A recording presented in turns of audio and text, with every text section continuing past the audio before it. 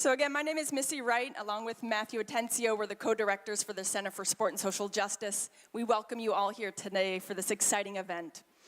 The Center is honored to host the first University Hour on Diversity and Social Justice, and we'd like to acknowledge the support we have received from different university offices in making this program happen. These include the Diversity Centers Beyond the Chalk program, the College of Education and Allied Studies, the Department of Kinesiology, and University Office of Extension. Wyomia and Dave, we welcome you back to campus. We've been excited about this momentous and timely program since we started planning it over a year ago. I have now the pleasure of introducing our host of today's event, Dave Zirin. Dave, come on out. Dave is a critical and progressive sports writer, serving as the sports editor for The Nation, and author of numerous books, as well as the blog and podcast, Edge of Sports. Dave has been a supporter and friend of the Center since its inception in 2012. I now turn it over to Dave to introduce our guest of honor, Ms. Wyomia Tyus, and start our program. Thank you so much. And thank you on coming out on this very slow news day. I'm going to keep this extremely brief because you're not here to hear me, you're here to hear an Olympic legend. You're here to hear somebody who won the 100-meter gold medals in 1964 and 1968. You're here to hear somebody who dominated arguably the most famous Olympics in history, 1968 in Mexico City. You're here to hear somebody who is a trailblazer, a political athlete, and somebody who's done as much to raise the stature of women in the world of sports as anyone in the last 100 years. And you're also here to hear somebody who finally, after so many years and so much begging, has finally produced her memoir, Tiger Bell. It is my absolute honor to bring to this campus Wyomia Tyus.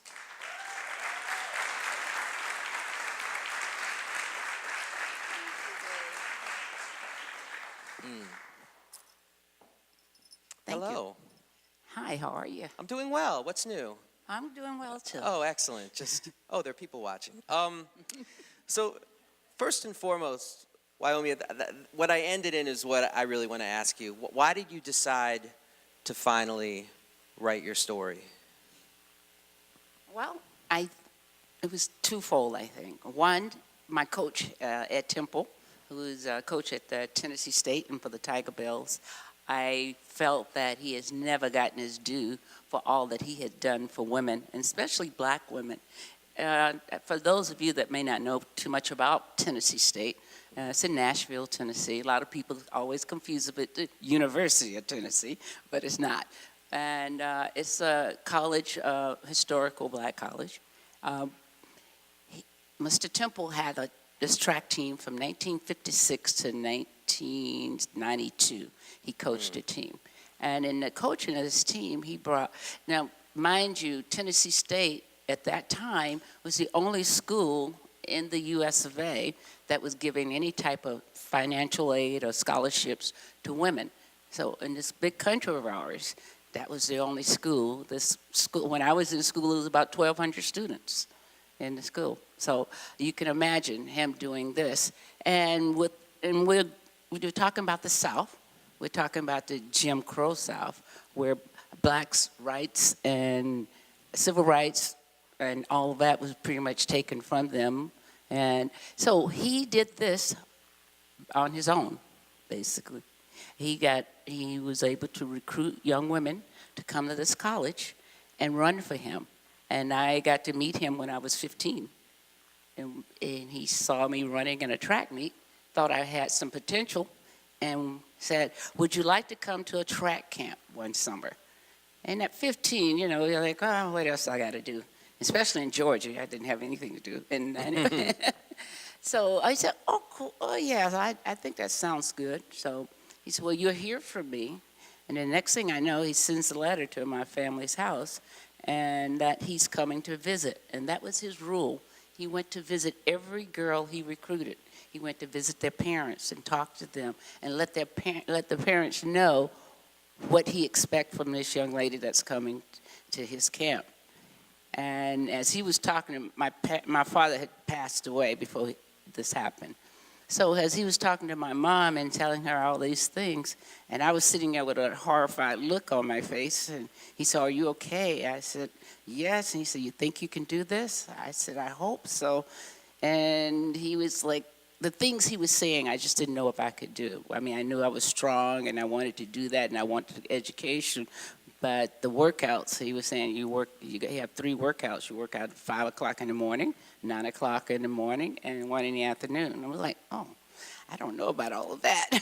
I think I'm good and all, but I mean, I was winning everything in my little hometown and around towns. And, you know, I wasn't training. I was training maybe twice a week, if the most. And I was beating people. Now you want me to train 3 times a day? But anyway, it came down to I wanted to write the book because of him. This is a man that put 40 women on an Olympic team. From 1956 to 1992, 40 of them. And now in those 40, they won 23 medals. Out of the 23 medals, 13 of them gold. Now, I'm sure none of you probably heard of Ed Temple or Tennessee State or the Tiger Bells. But for someone to do that, and especially in a time, especially in the 50s and the 60s, that for that to happen and nobody give him recognition or pay homage to him. So that was the main reason for writing my book. And the other part, the reason it has the name Tiger Bells, because when I first went there at 15, the women that were already in college, they just showed me something that I could do as a woman and as a black woman. That these women had traveled all over the world, and they traveled because they could run. But the key thing for Mr. Temple was always education. He would always teach us that, you know, track could open the doors, or sports can open the door for you, but education keeps that door open. But, you know, track is just a vehicle. So these women were that, and when you would sit and talk to them, the stories they had to tell, they had gone to Russia. I didn't know any Russia. I said, black people go to Russia? Okay. But you had never heard of this such thing. So my tribute for writing a book is for them, because they taught me a lot, not only out on the athletic field, but in life, how to prepare for life, how to prepare for different situations, how to be able to sit up here and not be too afraid. So all of those things. So that is why I wrote the book. That's what the book is all about. It's my memoirs, but my memoirs when I was a young person, and also being my college years. Now you mentioned the 40 Olympians, the 20-plus medals, the 13 golds. People should know, how big a school is Tennessee State? It's not, well, now it's a lot bigger, but when I was there, it maybe had 2,000 students total, maybe. See, that's truly remarkable to have that level of success. I think so. And also you think about Tennessee State even making it possible for women to have an athletic scholarship. Yeah. I mean, we always called it an athletic scholarship. I got older and learned that it was work aid, because we did have to work every day. We had to go to work at least 2 hours out of each day. But still, for no school to be doing that, and, Mr. Temple would always say he was the first Title IX. We're talking about Title IX now, where women have the opportunity to go to any college or university to participate in any sport they would like to. But here it is. When I was running, it was only track and field that you had now. Because when I was in high school, I loved basketball. I thought I was a better basketball player. But there was nothing for basketball. So I had to go to the next best thing. Could you take a step back and talk a little bit about where you grew up and what that was like? I know it was in Georgia, it was in the South. Was segregation a part of your upbringing? And what was that like in terms of particularly trying to develop your athletic and intellectual talents? Well, I grew up in Griffin, Georgia, which is about 40 miles south of Atlanta. at the time I was growing up, it's probably maybe 30,000 people, most of it rural. I grew up on a dairy farm. No, we didn't own the farm. My daddy worked the farm. We was a tenant farmer. So we didn't have to work the farm. My parents always said that they had worked hard enough and done enough picking cotton, working up terrible jobs, that they never wanted their kids to have to do this. So I'm growing up in where we grew up, it was in a white neighborhood because the person that owned the dairy farm was white, and he had a farmhouse, which we lived in. So we lived in the white neighborhood. Now, living there, there was a school that I could go to, but schools were not integrated. So I got picked up every day on a bus at 7 o'clock in the morning, and we were the first to be picked up, and so it took an hour to get to school, and then we were the last to be dropped off, so it took another hour. So that was pretty much our ride to school. But we never thought of it like that, but when I start writing the book and thinking about it, that's a long time on a bus, and I could have walked to the white school right up the street, but that was not allowed. Also, I had 3 older brothers, and I used to play with them, and so we played with the white boys that were in the neighborhood. We're not allowed to play with white girls. They were not allowed to play with, as they would say, the coloreds. So I played with them. My father would always tell my brothers that, your sister should play. You should not try to not let her play because, number one, you want somebody on your team that's good. You don't really... And I was good. But not only that, he said, that's what, when you're playing, you want somebody that's good and hang in there with you. So you should not deny her. Not only that, she can beat you guys. So you should let her play. And we would go out and we would play football. And the first thing, it took them a minute. We would go out, well, we don't play with girls. Girls can't be on our team. We don't want a girl on our team. And my brother was go, oh, come on. Oh, no, we don't want. Then they would say, well, if we have to, we'll take her. And so they would, and then the game start up, and then we're kicking their butts. And the next time we play again, they are all, we want her on our team. Can't be on your team now. You turned me down. I'm done with that. But and my parents made sure that we were aware of the situation in which we were living, and that how racism was there in the South. That my dad used to say, why would you want to be with people that don't like you or don't appreciate your talents? So, and he would always tell us, too, it's not always going to be this way. Things are going to change. And, things have changed somewhat. And so he made us feel, they made us feel safe where we were, and made us feel like we could do whatever we wanted to do, that we just had to work hard at it. And all the time we may not win, but we still had to work hard and be proud, have values, and that was the key. And we were there, our house burned down when I was 15, and we moved from that neighborhood into what they call the big city of Griffin, which was no different. I went from elementary school throughout college without going to school with a white person, never having a white teacher or anything like that. So I was totally segregated. Now I think the pace of progress has been very slow and frustrating for so many, but it's worth noting that isn't there a park now in Griffin, Georgia, and what's the name of that park?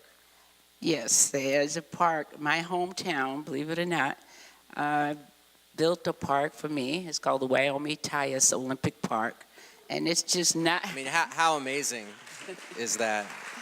Yes. Well, I was just totally shocked by it because I can remember when they dedicated the park, a couple of the business people came up to me and said, well, we didn't do justice by you from these past with the Olympic Games, and we hope this will make up for it if you can make up for something that way. Well, they built a 168-acre park in Griffin, Georgia, with my name on it up there in lights, so to speak. And I'm telling you, I mean, I get chills about it because I never would have thought that little hometown of mine would be that way. But we still have a lot of work in Griffin to do, too. Yes, we take our victories where we can get them. Yes, we do. That's what Dr. King said that. He said, you got to give the people victories or else they'll... Yes, so they could realize they're doing something and maybe they'd do a lot more. Exactly, exactly. So growing up in Griffin, Georgia, there must have been a first time where you realized, or the people around you realized, that you had Olympic-level athletic talent. Not just good enough to play with the boys, but, oh my goodness, who is this person? Whatever it is that Coach Temple saw, do you remember when that was? Well, when I was in high school, I mean, there was junior high and high school, there was a young lady that I ran track with at the same time. She was running with me, and she was so much better than I was. So I never thought I was that good. But, you know, to this day, I'm always mystified by the fact that Mr. Temple could see me and see that I had so much potential that I could be a great runner someday. I just don't know how he could figure that out by looking at me run, because when I would run against the woman, the young lady's name was Frances Dallas, matter of fact. Every time I would run against her, she was kicking my butt, and I was like, oh my gosh, I could be as fast as her. And I just think, for me, when I think about it, I know Frances, I see her off and on when I go to Griffin, and the first time I saw her after going to the Olympics, and I came back and I was talking to her about it, and she was saying, you know, I wish I had stayed in like you did, stayed with my running, but I got interested in other things, boys and these things, and my boyfriend didn't want me to compete. Your boyfriend didn't want you to compete? What kind of craziness is that? But you know, that was the sign of the time. And not only that, that happens in this day and time too. But she said, but I wish I had stayed. So I think because I stayed with it and I just enjoyed what I was doing, I enjoyed running, I enjoyed being outside. I enjoyed trying to be the best, because my brothers would tell you, you know, if we would get in fights, they know, well, this is going to be a war. It's not just going to be a fight, because we could beat her up or try to, but, you know, she'll come back 10 minutes later fighting just like as strong as she was before. So I just think with that determination and the teachers and that, to me, I can't give enough credit to the teachers in my schools that encouraged me, and the teachers that were always telling us as students, not just me, but all the students, that, you know, you need to get an education. They were so concerned about us, and they wanted us out of the situation in which we were in. And the only way they felt that was going to happen, you were going to have to get the education. So they all saw things in me that I didn't see in myself. I just thought, oh, this is normal. People do this. People can get people. I didn't know anything about the Olympic Games. I found out about the Olympic Games when I went to Tennessee that first summer. And Mr. Temple met me at the train station, not the airport, the train station. And he says, Tyus, he has this woman with him. He said, Tyus, this is Rudolph. I said, okay, we're talking Wilma Rudolph. I mean, I didn't know anything about her. I didn't even know she had won 3 gold medals. And we are driving back to the dormitory where I was going to be staying for the summer. And all I can remember is sitting in the back seat with him, Mr. Temple, and Wilma up front talking. And they talked and talked. And I kept going, I hope I don't have to talk ever this much. But once we got to the dorm and got in, there were other women. There was about 20 women from different parts of not just Georgia, but the South, Alabama, Mississippi. And they were all talking about who Wilma Rudolph was. And that's the first time I ever known about her winning 3 gold medals. And I was at a famous school. And all these women had done all these great things. So that was a great education for me. And it was a time where it made me want to, hey, do something else, do something with my life other than just be out there. What can I do? And, you know, that was it. it also sounds like there must have been some degree of culture shock going from Griffin, Georgia to Nashville, Tennessee. I mean, not to mention being in the presence of all of these Olympic expectations when previously that wasn't even part of your worldview. How were you able to manage that culture shock, and who helped you get through that? Who kept you from going back to Griffin, Georgia and saying, no, this is not for me? Well, what helped me was the Tiger Bells, the women that were there. A lot of them had come from small towns, just like I had. And a lot of them have come from larger families, because I can remember back with the people that were on the team, there were about 7 people on the team that came from a family like 12 or 15. And it was just 4 of us, so it was those kinds of things, and the fact that I could see there was something else out there for me, there was more for me, and they made me recognize that and see that. It definitely was culture shock, but I always look at it was a growth period. It was for me growing.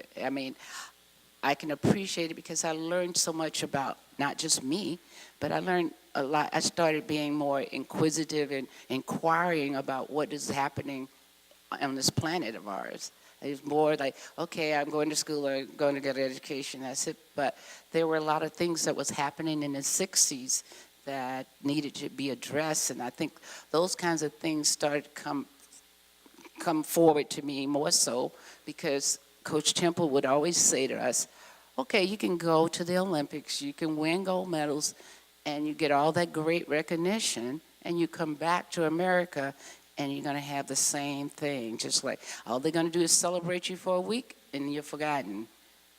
The same thing. You're going to have the racism going on. So it was those kind of subtle things, subtle in the sense that he didn't sit there and say, you need to look at this, you need to look at that. It was those kinds of things that made me be more aware of what's going on and wanting to grow and learn more about me, what was going on in the world. And when we would go on trips to Russia, I finally got a chance to go to Russia. With places like that, Coach Temple would always say to us that no matter where you go, you should go on all the sites. You should go on sightseeing tours. You should go and look at the famous things because you may never get there again. And also, it'll be a reference point for you. You can always say, I've been there, I seen that. And little did you know, and then all that, not only that, it was a growth. Once you go there and you see that, and I'm still growing, I say.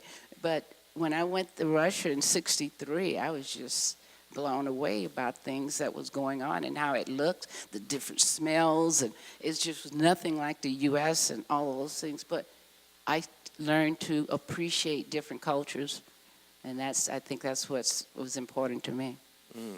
So you win 100-meter gold in 1964 and 1968. I got to ask first, just going into the '64 Olympics in Tokyo, did you have the expectation that this was your race to win?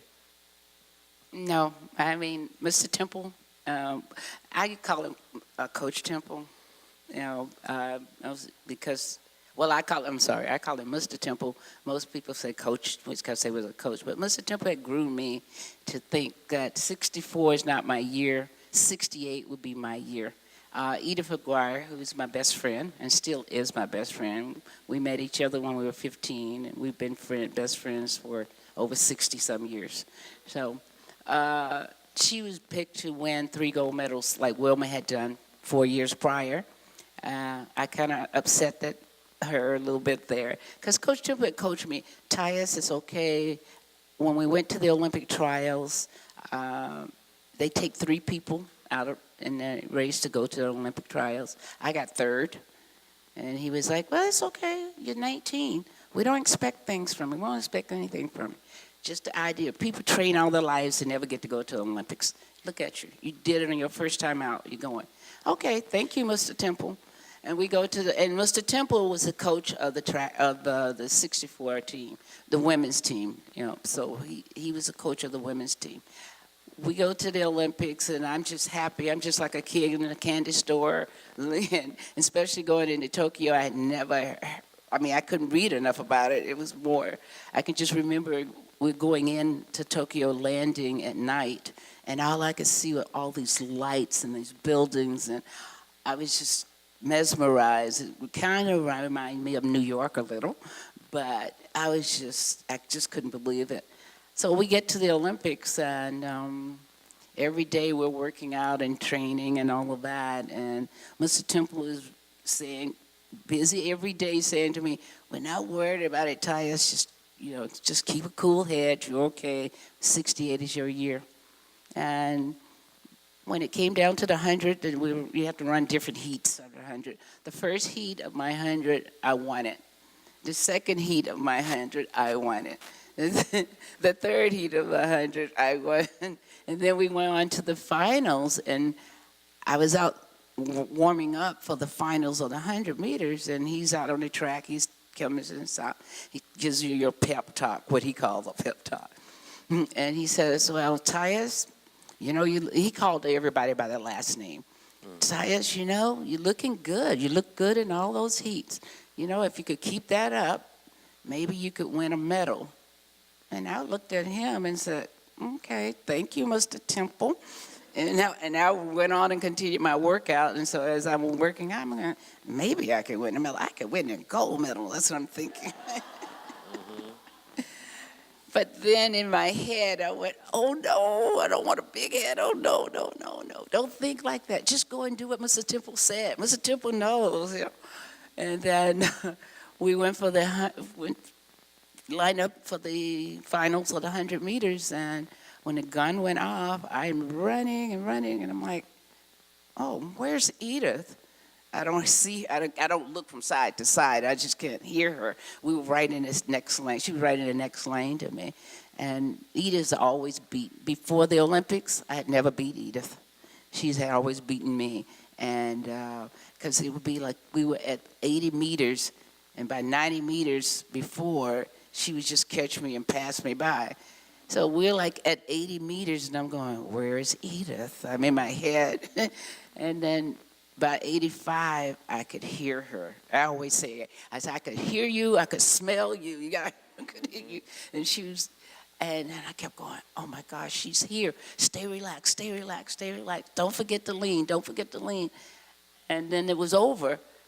And Edith ran up to me and she goes, "Tyus, you won, you won, you won." I did. I didn't know because she was right there on me. I never looked, but I knew she was right there. And she said, "Yeah, she won." And I said, "What did you get?" She said, "I got second." I said, "Oh, okay, okay." And Mr. Temple was so happy. He said, this is the first time that something like this has ever happened. Here I have two girls from Tennessee State, from the state of Georgia, and then we win the 100 meters, first and second in the 100 meters. And Edie told Mr. Temple that right after that, and she said, "I'm going to win that 200. And he says, "Sir, don't get the big head. Don't start talking like that." Well, she went out and won that 200. Now, let me take it then from 64 to 68. Going into the 68 Mexico City Olympics, there is all kinds of political tumult, both happening in the country in 1968, the assassination of Dr. King, the assassination of Robert Kennedy, and then going into the Olympics itself, you have the Olympic Project for Human Rights, calls for boycotts going into those games on questions of racism and civil rights. What do you remember about the political energy, and did it affect your athletic approach to those 68 Olympics? Well, it was all about the unjust that was happening here in America, and how could we as people, not only just black people, it was just happening too, but it started out, the Olympic boycott for the games in 68, they were talking about it was going to be a black boycott. And as things progressed, they start to realize it's not so much a black boycott, it should be a human rights boycott. People should know about what's happening throughout the world. Now, the things that were happening in the U.S., there were still people being mistreated in South Africa. There were still people, and we all know about what was happening in Mexico City, the things that happened to the students.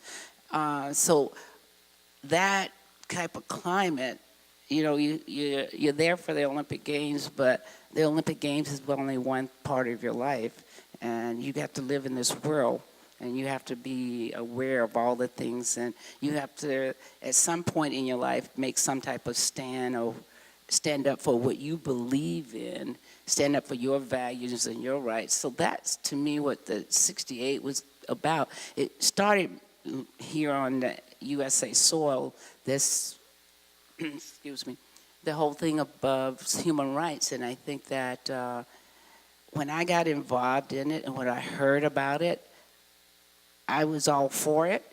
It was just at the time it started in San Jose, and it started with John Carlos and Tommy Smith. But what bothered me more is that they didn't really come and consult or talk to women about what they were talking about or what they wanted to do. They mainly just said, if we do it, if we say it, the women going to go along with it. I'm not that kind. So I mean, I would definitely be a part of it, but I'm not going to go along with what things I have not had able to participate in or someone to hear my voice, because I do have a voice, and I think that's what we all have to do. All of us here have voices, and we have to speak our voice, and we have to let our voices be heard, and we can't let someone just say, well, we'll hear from you later. So for me, I came up that way. My dad had always said to me, you have to say what you feel. You have to believe, when you say what you feel, as long as you're not hurting people, you have to stand up what you feel is right. And I've learned that years ago. I think what happened, if you look at, when you read my book or see my book, there's a picture of my brother and I in a cowboy's outfit. And I was about 6 years old, I think. And it was Christmas time, and they were going to buy us cowboy outfits. Well, my mom wanted me to have a cowgirl outfit. And I'm like, no, I don't want that. I want a cowboy outfit. And she was like, no. And I would not give up. I would not. And I think that's where it started with me. And again, if you look at the picture, I have my cowboy outfit on.